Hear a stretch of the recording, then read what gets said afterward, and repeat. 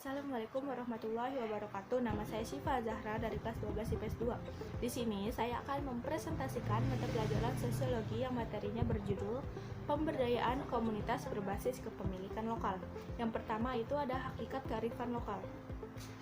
Hakikat kearifan lokal dapat didefinisikan sebagai hasil dari proses adaptasi turun-temurun dalam waktu yang lama terhadap suatu lingkungan alam dan tempat tinggal mereka, dan menjadi tata nilai kehidupan yang terwarisi antar generasi. Yang kedua ada memahami makna kearifan lokal. Kearifan lokal adalah pandangan hidup dan ilmu pengetahuan serta berbagai strategi kehidupan yang berwujud aktivitas yang dilakukan oleh masyarakat lokal.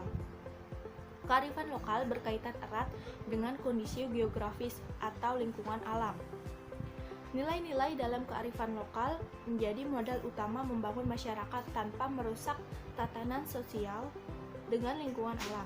Jadi, ada ciri dan fungsi kearifan lokal. Ciri-ciri kearifan lokal yaitu 1.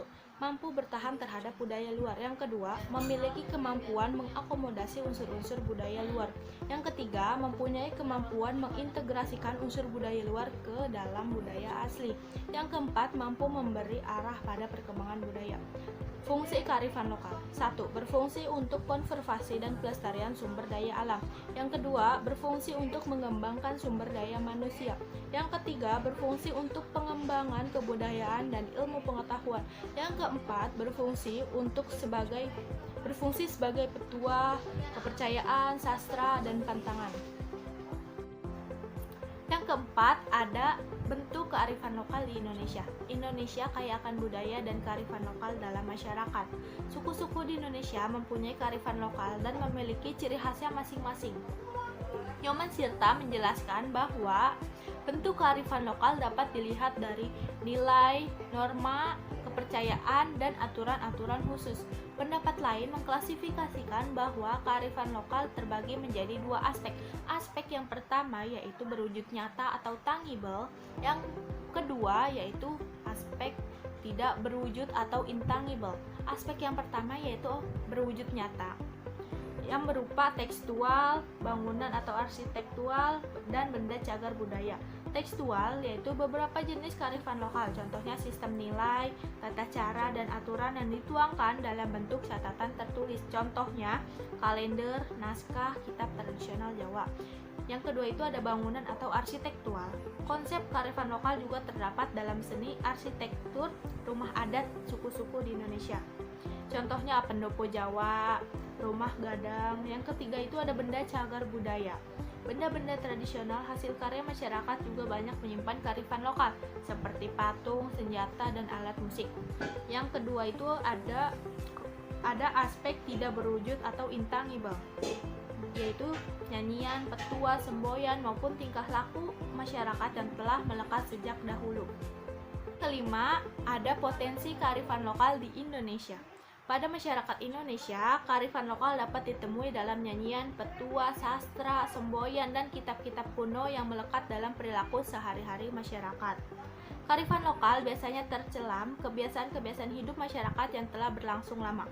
Keberlangsungan kearifan lokal tercermin dalam nilai-nilai yang berlaku dalam kelompok masyarakat tertentu. Nilai-nilai itu menjadi pegangan kelompok masyarakat tertentu yang biasanya akan menjadi bagian hidup tak terpisahkan yang dapat diamati melalui sikap dan perilaku mereka sehari-hari. Beberapa kearifan lokal yang terdapat dalam masyarakat Indonesia antara lain: 1. Kearifan lokal dalam karya-karya masyarakat. Misalnya dilihat dari seni tekstil di Indonesia.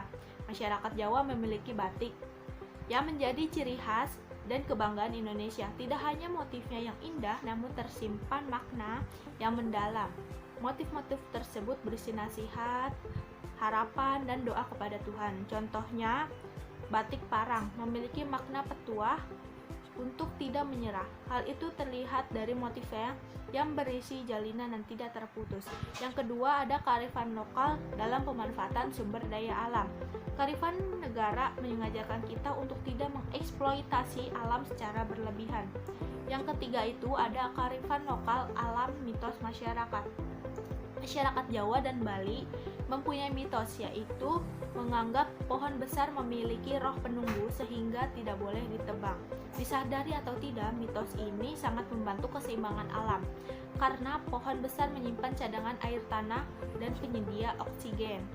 Yang keempat, ada kearifan lokal dalam bidang pertanian. Indonesia dianugerahi tanah yang subur sehingga cocok untuk mengembangkan pertanian. Kegiatan pertanian dan bercocok tanam telah dikenal oleh nenek moyang kita. Nenek moyang kita telah mengembangkan negara pertanian yang ramah lingkungan. Contohnya, negara pertanian Nyabuk di Gunung Jawa dan Mitrace di Jawa Barat. Yang kelima, ada kearifan lokal dalam cerita budaya, petuah, dan sastra. Kearifan negara juga tertuang dalam seni sastra. Contohnya, suku Melayu terkenal dengan seni sastranya. Lewat seni sastra, suku Melayu menggambarkan kearifan negara yang wajib dijunjung tinggi. Dalam berbagai bentuk kearifan negara Indonesia dapat diambil kesimpulan bahwa kearifan negara di Indonesia mengandung nilai-nilai yang patut diteladani. Sikap yang dapat kita contohkan yaitu bangga terhadap tanah air, menjaga kelestarian lingkungan, mengutamakan kebersamaan, saling menghormati, dan tolong-menolong antar warga negara. Sekian presentasi dari saya. Terima kasih. Wassalamualaikum warahmatullahi wabarakatuh.